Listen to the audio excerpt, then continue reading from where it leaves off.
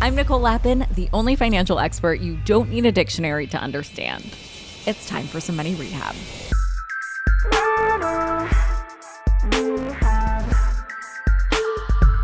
To all my money rehabbers out there who are trying to buy their first house right now, how are you doing? Are you hanging in there? If you're having a hard time, you are certainly not alone. In 2010, first-time homebuyers made up 50% of all homebuyers. 11 years later, first-time homebuyers made up only 34% of all homebuyers. And only 1 year after that, in 2022, that number dipped to just 26% of all homebuyers.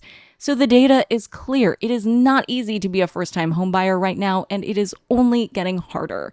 So this episode is all about helping you develop a game plan that's right for you. And to help break this down, I'm joined by my pal Scott Trench, a real estate investor extraordinaire and CEO of BiggerPockets. It's an awesome platform that offers resources for real estate investors. Scott and I chat about strategies to find a good house right now, whether or not your first home should be an investment property, and whether you should even buy a house at all. Here's our chat. Scott Trench, welcome to Money Rehab. Thank you, Nicole. It's great to be here. It's great to have you on the show. I came over to your podcast home, I suppose, and now I'm inviting you into mine. Yeah, thank you so much. I'm really excited. You guys have a wonderful show here and always learn a lot. So I'm excited to chat with you and learn some more and talk about some real estate potentially. Let's do it. So let's show some love to first-time homebuyers right now, shall we? Because they're struggling, Scott. You know, cards on the table. It's not an easy time to buy a house. And even in more advantageous economic times or interest rate environments, buying a house is not for everyone. I have a whole checklist that I say people should cross off before even thinking about buying a house. I won't go through the whole spiel with you, but basically, if you're going to live in it for a while, if you can afford it, if you have a steady job that you love, things like that. I want to hear from you, though. What are the guidelines that you give around whether folks are going to be in a good position to begin with to think about buying a house? Yeah. So, I always start the home buying discussion with the concept of should you rent or buy, right? And right now, in most markets, in most parts of the country, it's cheaper to rent than buy, unless you plan to live in the house for a very, very long time and have very, very long-term horizon expectations. But in terms of if you are ready to buy, I think that those, my checklist would be very similar to yours. It would include having a great credit score, having a steady stream of income that is something you can borrow against, having a substantial amount of cash savings. I like to have the down payment plus all closing costs that you're going to pay in cash, plus all anticipated repairs or maintenance you're going to make shortly after closing, plus a $10,000 to $15,000 cash buffer. So yes, that's a pain in the rear to accumulate, but I think it's the responsible position going into that purchase. Notice, however, that I didn't say you need to have a 20% down payment. I'm fine with a 5%, or if you're a military person, a 0% down payment. If you can use a VA loan, for example. Oh, let's double click on that. Why is that? Well, I just think that, it first of all, it delays your purchase by so long if you have to save up 25%. And second, in my position as a real estate investor, I like to use as little as possible down on a primary home purchase, or, in my case, a house hack or investment, a property that I'm turning into a future estate investment. And that gives me more cash available for other investments. I also think it's more conservative, right? If you have $100,000 and you're buying a $400,000 property, if you can put down $20,000 and have $80,000 in the bank, you've got $80,000 in cash to withstand any storms. Sure, your payment's a little higher on that mortgage. But that's actually more conservative position than putting the entire $100,000 down or even close to that and having very little left over in your bank account. That's how you become house poor, which can make your house a chain or a trap instead of the American dream that I think a lot of us make it out to be. But then you're paying a lot more in interest overall. How do you balance that? Yes, you're paying more in interest, but it's about what you can earn in other types of investments as well. So for example, as a real estate investor, even at a 6 or 7% interest rate mortgage, I think I can earn a better return than that in other investments like the stock market and like additional rental properties. That was certainly more obviously true 3 or 4 years ago with 3 or 4% more interest rate mortgages. And it's a little harder now. That 6 or 7% is right on the bubble for a lot of people in terms of the types of returns they can get in other investments versus paying down their existing mortgage. But that's how generally I've approached it in my life to this point. Yeah. I mean, right now we're in a totally different interest rate environment. So the arbitrage, or like the area where you can profit from having a super low mortgage and then getting, 7 or 8% inflation adjusted in the stock market, has narrowed a lot. So it's almost a wash. If you have a 7% mortgage and you can get 7% in interest, has it changed your calculus in this interest rate environment? Yeah, 100% it's changed the calculus. And the way it's changed the calculus is it's made renting a more attractive option than buying in many markets for all but the people with the longest term horizons in terms of owning that property. So that is a major issue here. The higher interest rates have changed the housing market in a number of ways. I don't know if you guys have talked about the lock-in effect for a lot of home Let's buyers talk out about there. it. So this is where, like, if you have a 3%, 3.5% interest mortgage on your house, from the last couple of years before rates started rising in 2022, you feel locked in. And you could, talk to a lot of your listeners here, and I bet you they'd say this. They're not planning to move. If you have a $500,000 house with a 3.5% interest rate mortgage, you're not selling that thing and moving down the block into a $600,000 house, even if it is an upgrade, because you're going to be paying twice as much in interest on that new mortgage. So that's why existing home sales are down dramatically year over year in the housing market, and there's so low inventory. It's because of this lock-in effect. Otherwise, if this effect weren't happening, I think you'd be seeing significant declines in property values and prices, because people would be obviously transacting at the same rate, and you can't afford the same amount of property at today's rates if there was enough inventory to go around. All right. So you say that housing is an expense and not an investment, though. So tell me more about why you think people should view housing not necessarily as an investment, I'm assuming, out of the gate. Yeah. So if I have a car, right, my car is not an investment. It's going to, and the reason why people don't have a problem with this is because the cars typically depreciate in value. But a house costs you money to live in. You're going to pay a mortgage. You got to pay property taxes. You got to maintain the property. And yes, while it typically holds its value with inflation over a long period of time, if you were to plot out your net worth based on whether you could live for free in your parents' basement or in a house that you own and have a mortgage on, you will find that the house is going to decrease your net worth, even though, yes, you are building equity relative to an alternative, for example, like renting. What's fundamentally true, and model it out yourself if you want to, is that the more house you buy, whether that's renting or as a homeowner, the less wealth you're going to have, especially when you layer in the opportunity cost you have of investing the cash that's going towards your housing payment or your rent in things like the stock market or real estate investments. So that's why I classify housing as an expense. What do you need in determining a liability other than the more you buy, the less wealthy you are, and the higher the cash outlays to maintaining that lifestyle you have. So that's the first way to think about it. And then that enables us to think, okay, I'm going to change this from an investment decision to a cost benefit exercise. What is the least expensive way to live my preferred lifestyle? Is it renting or is it buying? And a few years ago, I would have said it's about a 5 to 7 year break-even point. If you're going to live in a place for less than 5 years in most parts of the country, it's better to rent than to buy. And by the way, you don't have to live in the property that more than 5 or 7 years. You have to own the property for more than 5 to 7 years to cover the transaction costs with that. And if you're going to live or own the property for more than 7 years, I think it's better to buy than to rent. I believe that with the rising interest rates in the last 18 months, that math is pushing things out to the 10, 12-year mark. So you got to be even more thoughtful about that buy versus rent decision in most markets in the country. Yeah, because even when you look at listings, I mean, I love housing porn all day, every day. If you look at how much that house has appreciated over time, oftentimes it's not that much, depending on the area, of course. But then you have to, when you're looking at the history of what it traded for, oftentimes you can see that like you'll make much more in the stock market or different investments. Yeah, I think that's absolutely right. And what a lot of people don't do is they say, oh, that house looks beautiful. It has all these things. They don't understand what that means for them a few years down the road, which is why I think, you got to think through what's called exit options whenever you buy any piece of real estate, and especially your house. And there are 3 basic exit options for your typical homeowner in this country. One is you move into the property and you live there happily ever after. And too many people overweight that as the only option and just kind of have that as their standard assumption here. The second exit option is that you hold the property and keep it as a rental. right? Preferably that's going to be a positively cash flowing rental where money is going into your pocket and you're not subsidizing your future tenants' housing costs by paying a mortgage or having expenses that are greater than their rent, which is how many homeowners that turn their primary houses into rentals actually turn things out. And the third option is to sell the property and again, hopefully at a gain. And so the better you can maximize a happy combination of those three options, and the sooner you can do that in your home buying experience, the better off you are, the more free you are, right? If you buy a house and you do your numbers correctly and you finish the basement or add value to it in some way, it's worth more. Maybe it cash flows if you were to move out 6 months, a year later as a profitable rental, or maybe you're happy to live there for as long as you want.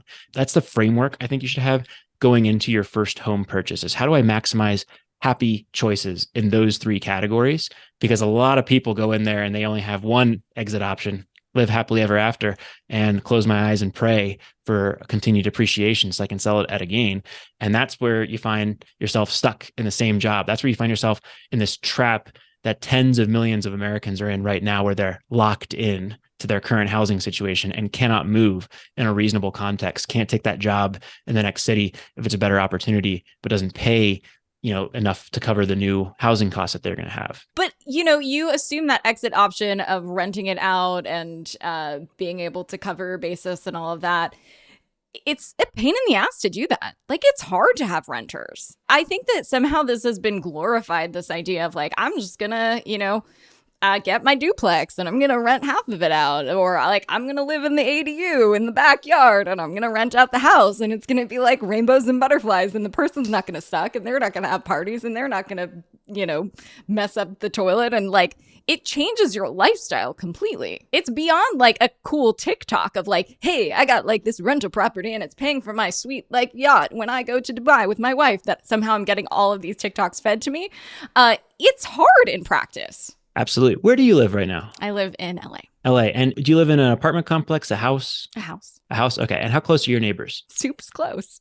Soup's close. Okay, great. Do you like all your neighbors? I don't know all my neighbors, but the ones I know, I do like. Okay, fair enough. Well, I haven't always liked all my neighbors, but I have generally been able to not have them continue being neighbors after a year if they behave poorly or cause problems in my life. And so I think that's the framework. Like, that's how I'd reframe the discussion around like landlording. Yeah, it's obviously work. It's about the ROI of that work and the other tangible benefits that come with it, right? So most people in this country, like when I started out my investing journey, I was making $50,000 a year. And I bought a duplex for $240,000 in Denver. Can't do that anymore. That place rented for $1,150 on the other side, and I had a roommate for $550. So if you're doing that math, that's $1,700 a month. 1,700 times 12 is, what is that? That's like about 20 grand in annual income. So that's 2/5 of my salary are going into this exercise. Obviously, it would have been better not to have tenants in my place and to have the whole place to myself and not have to worry about those problems. But I got paid 20 grand in order to do that. And that was worthwhile to me. So today, fast forward to today, I run this real estate company. I've got a very good income. Life is good. My wife decides that she wants to move into one of our duplexes. And I'm a little bit resistant at first, because I want to go back to house hacking. I go back here and we have this big 5-bed, 3-bath duplex on each side. So it's a nice house. You guys have your own separate side or what's happening? We have our own separate side. Yes. And the other side pays $2,700 per month. And the mortgage on this property, I bought it 2 or 3 years ago, is $3,200. So, every once in a while I got to interact with the tenants. They let the lawn grow pretty high before mowing it recently. Send a friendly reminder over there, please mow that thing. But, on the other hand, I'm living in this really nice place that's pretty big here in Denver for essentially $500 a month plus, the maintenance and utility fees for my side. So it's all in that perspective. Obviously, it would be better to just pay $2,700 a month in rent and not have to deal with that. It's about how much benefit I'm getting in order to do that. So that's, I think, the glorification, if you will, of this is when you do it right, if you go through the hard work of educating yourself on how to find quality tenants that have good credit scores, have good income, do your reference checks, you can still have problems, but you're a lot less likely to have those problems. And you're much more likely to have a quiet, peaceful existence with your neighbors they share a wall with our property, but there's another house on the other side that is 40 feet away. So I actually see that person more because of the way our structure is set up than I do the tenants that I have living in next door to me. Yeah, but you don't have to tell them to mow their lawn, right? Like, you don't have to interact with them. They could be assholes. They could not pay. They could squat. They could TP your house. They could, like, there's all sorts of things that people don't talk about. It could have been the case, like, when you were younger and had your duplex and had your roommate, like, that you couldn't find a roommate or that you couldn't find a tenant or, all of these things. And so I think sometimes we get colored by, like, the perfect case scenario. And oftentimes we don't talk about the variables that can really suck. And by the way, you're running a big company. Scott, how many employees do you have? We have about 80 folks here. And a bunch of people report to you. Mm-hmm. You guys make a bunch of money. It's a big company. And you're dealing with this dude's, like, lawn. Like, that is opportunity cost for you making even more money. I agree, but I also like where I live. And here's where I put it back to you.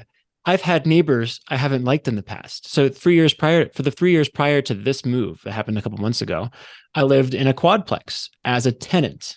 Nice place, downtown in Denver, near one of our fancy parks, Wash Park. I can say that I didn't always get along with some of the neighbors there.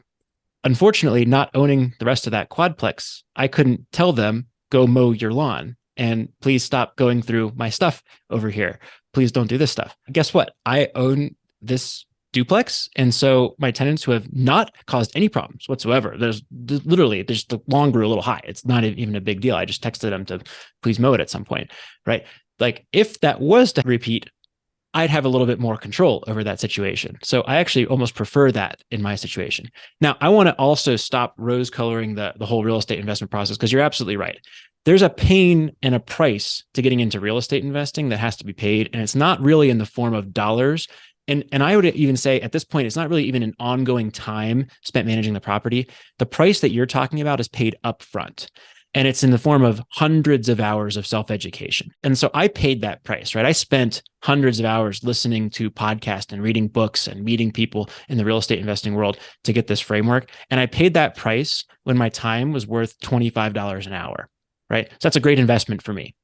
For Nicole, this is not a good investment, right? I would encourage you not to invest in real estate. Like, why would you spend, you are this like finance superstar, right? Why would you spend 250 hours learning about real estate investing to get into this, to buy a bunch of duplexes, unless you really wanted that extra bit of return, that spread that maybe you can get with leveraged real estate between the stock market over the next 20 years? Then I'd encourage you to do it.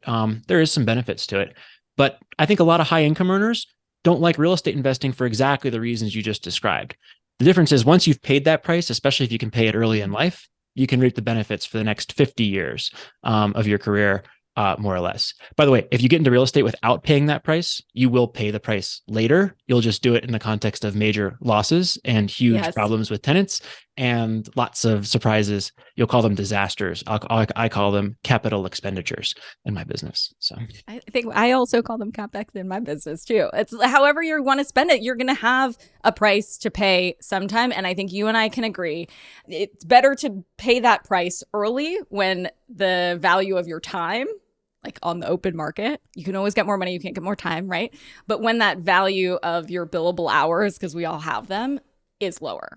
So I think we can agree on that, because I hear all the time from people who want to do this thing and think it's rose-colored glasses, glorified investment properties, buy the house, get the rental income.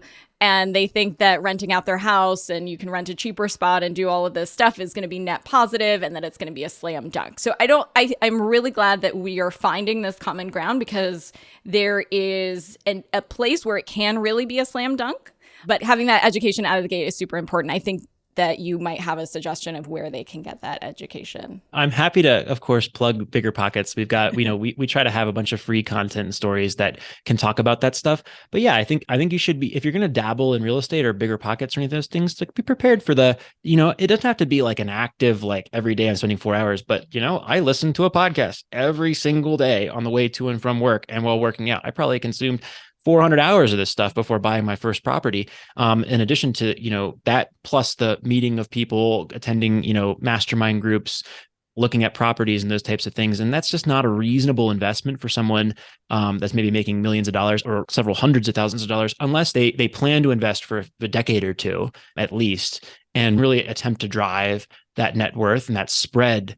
Because again, that you have, if you're going to do all that work, you have to believe that real estate is going to produce at least a little bit better of a return than an alternative like a stock market index fund or something that's totally passive and easy in there. And that's what I fundamentally believe, and that's worked out so far. But that's the trade-off there. But it's not a cheat code. Like, you're going to spend time somewhere. Like, whether, for me, I just don't want to spend my time that way. I just don't. Like, I'd rather be a passive investor. But, you're going to spend your time dealing with tenants, or you're going to spend your time likely or hopefully on the education front. But don't do this just off of a TikTok that you watch. Yeah, we see a lot of overnight successes in like 10 years through of hustle, grind, sweat, saving, extreme frugality, moving into properties, fixing them up and painting them and stuff on the weekends. And then we do see those folks emerge again as overnight, I'm saying that facetiously, successes in 7 to 10 years of this, very consistent approach. And that's the power, right? If you want, real estate is not your get rich quick mode. If you want to really become, make tens of millions or hundreds of millions of dollars, start a business and go all out in that field. If you are already a high income earner and you want something totally passive, stick with stock market index funds. In fact, most of my personal dollars invested have been in index funds. I own more real estate because I've used leverage to purchase those real estate properties in there. But I actually have put more my personal dollars into index funds, and I mention this all the time on BiggerPockets, than I have into my real estate. That's given me a diversified portfolio that's pretty balanced because the real estate has done better with the leverage than the index funds that I put money into. But that's completely consistent with my philosophy. Real estate's this great sweet spot for somebody who wants to build a significant pile of wealth over a 7 to 10 to 15 year period and have the tax advantages and have the cash flow from that. You can, retire or come pretty darn close in 10 to 15 years if you make some reasonable bets, take some reasonable risks, and work pretty hard in this business. And that may not be quite as accessible from an index fund investment. So I think you're totally right. Hold onto your wallets. Money Rehab will be right back.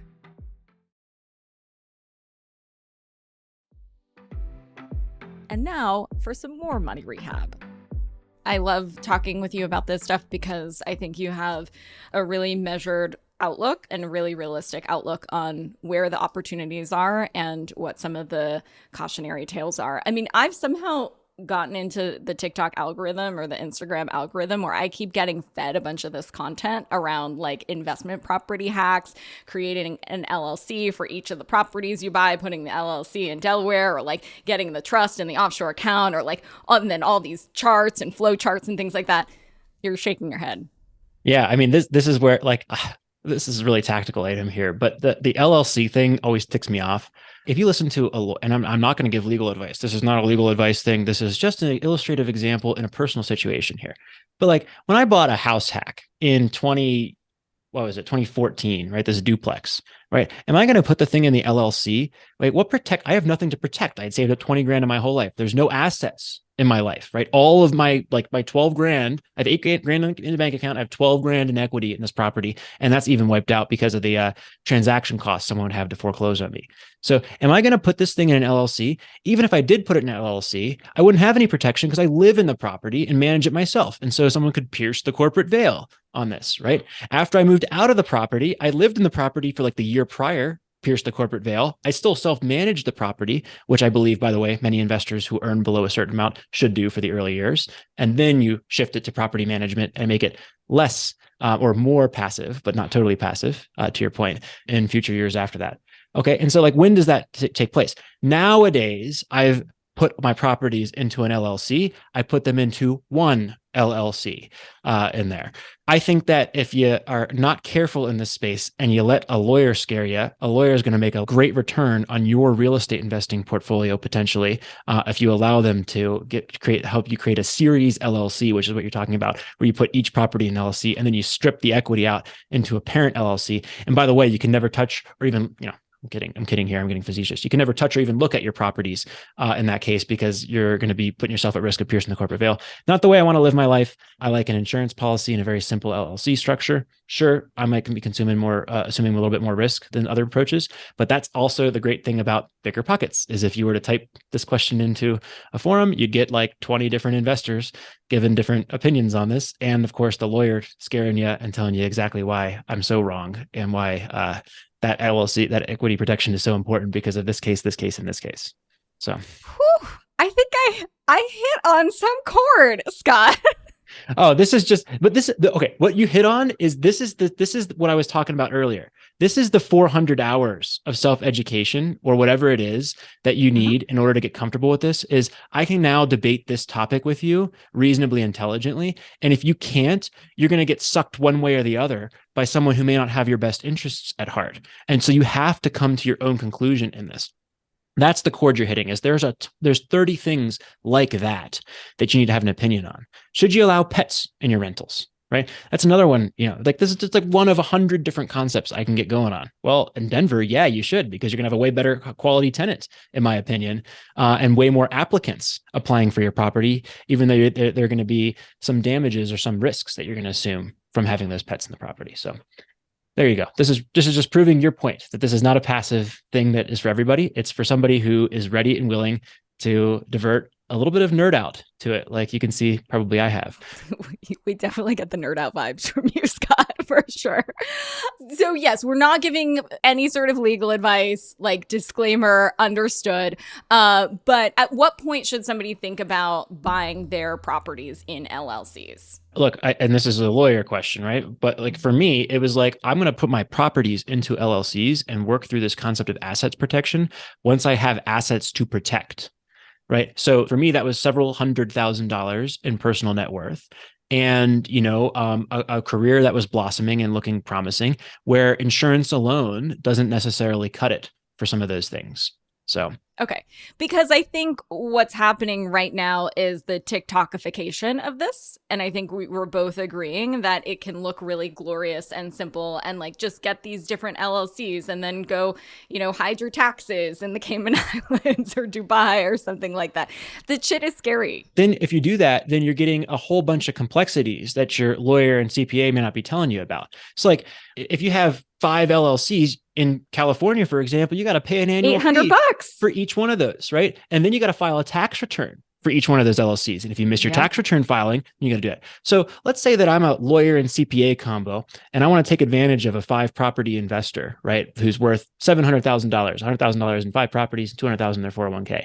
I might tell them, go get form a series LLC here. We're going to put 5 properties and we're going to have a 6th on top of that, right? I'm going to charge you, $1,000, really good deal to set this thing up. And then every year for the next 20 years of your life, I'm then going to charge you $2,500 to file your taxes for each one of these things, or $5,000 or whatever it is to file your taxes for each one of these things.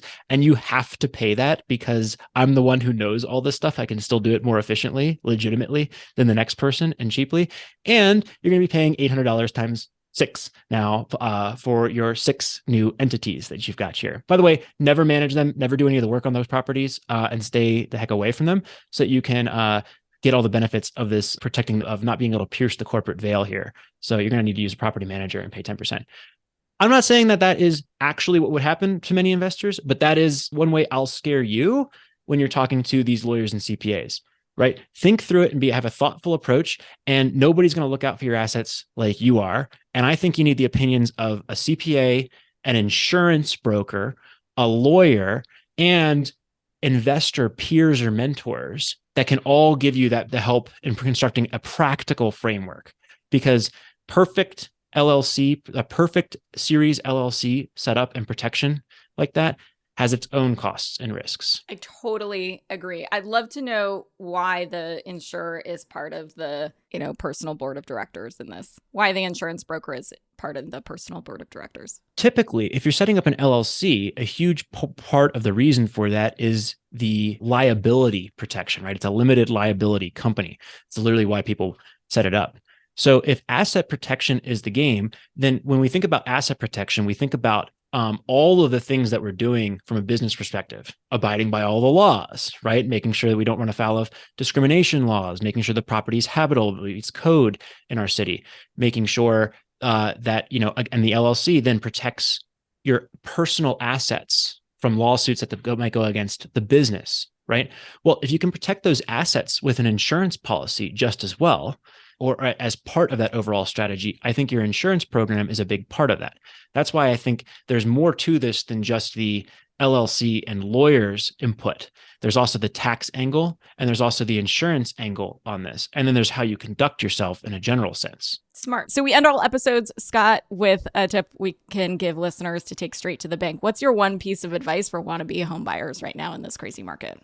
Can I give you a 2-minute answer on this one? Sure can. Okay. So in addition to thinking through the exit options that we just articulated earlier, you need to set up a process for buying the home that puts the advantage in your court and not the seller's court.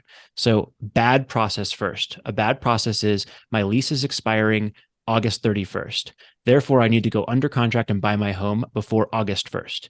Now I've created an artificial timeline. And what's going to happen is you're going to look at the market, you're going to look at the properties, and at the last minute, a property is going to come on the market. Your agent's going to be a hero. You're going to go under contract and you're probably going to overpay, right? Better process here. Say, my lease is expiring August 31st. I'm going to pay my landlord $200 or $300 a month more so I can go month to month. I'm going to extend my timeline indefinitely. I'm going to look at the past properties sold in my market. And I'm going to narrow down my search with my criteria until I found 5 or 10 properties in the last 90 or 180 days that meet my criteria and I believe are good deals. Now I've defined a good deal. And if a property's coming on if there's 5 properties that sold in the last 90 days that were good deals, that means a new property is going to come on the market on average every 2.5 weeks going forward. All the ones that are on the market currently are probably something's wrong with them. They're, overpriced. They got something wrong with them. They're in the wrong part of town. They got at the wrong intersection. So know that when you look at the active listings, you're looking at the worse deals than what is actually sold recently most of the time. I always wonder that, by the way. I'm like, what's wrong with this place? It's been here too long. That's right. And if you look at sold, maybe there is one that's on the market that makes sense. So anyways, now that I've got my properties that I know what a good deal looks like, and I know that every 2.5 weeks, I go fishing, right? I wait until one of them hits the market. And when it does, I cancel my evening plans and I go look at that property with my agent and I'm prepared to make an offer that night or the next day. I'm not making an instantaneous decision. I'm making a cool, calm, and collected decision once in advance, and I'm just reacting instantly so I can get my good deal. That's how you get a good deal in real estate investing and in buying your first home. Money Rehab is a production of Money News Network. I'm your host, Nicole Lappin. Money Rehab's executive producer is Morgan Lavoie. Our researcher is Emily Holmes. Do you need some money rehab? And let's be honest, we all do. So email us your money questions, moneyrehab@moneynewsnetwork.com, to potentially have your questions answered on the show or even have a one-on-one intervention with me. And follow us on Instagram @moneynews and TikTok @moneynewsnetwork for exclusive video content. And lastly, thank you. No, seriously, thank you. Thank you for listening and for investing in yourself, which is the most important investment you can make.